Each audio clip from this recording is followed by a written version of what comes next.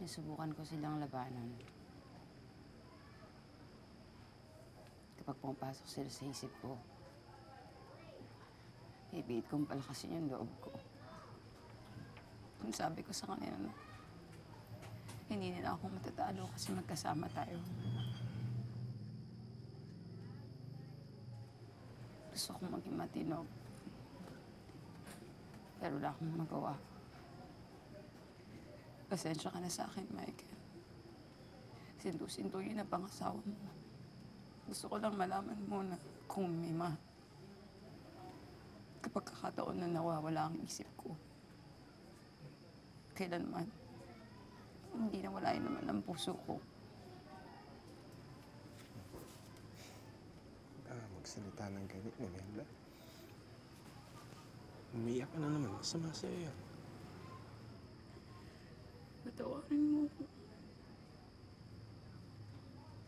Patawarin mo ko, Michael. Kung ano man nagawa ko. Kung magagawa ko dahil wala ako sa katinuan ko. Gusto ko lang malaman mo na kahit anong mangyari,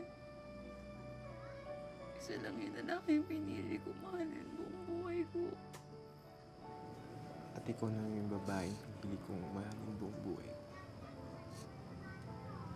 Sa hirap man, sa ginawa.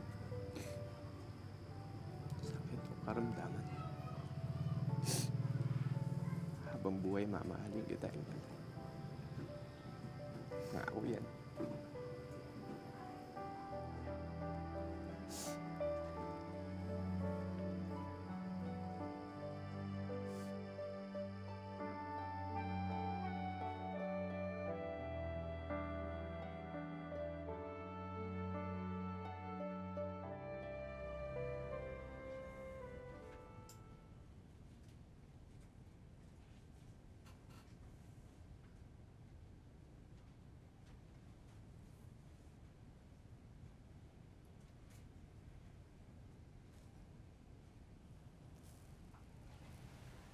Nasaan yung mga bata?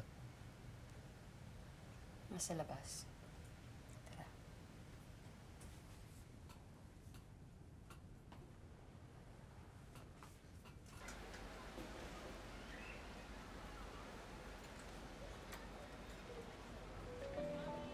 Oh, para saan yung handa? Happy 10th anniversary pa. Pasensya na. Hindi ko naalala. Ilang taong ko nakalimutan yung araw na tinanggap kita sa buhay ko. Pasensya din, nakalimutan ko.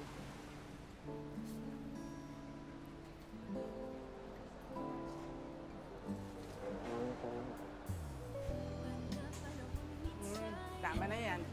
Halina kayo, kain na.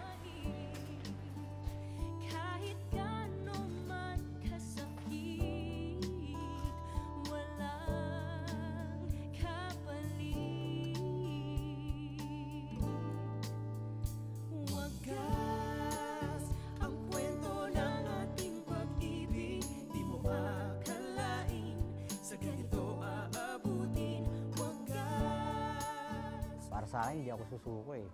Kasi siya na yung kasama ko sa buhay eh. Wala na akong ibang kundi alagaan ko lang siya. Sabi ko nga, sana huwag ako mamamatay.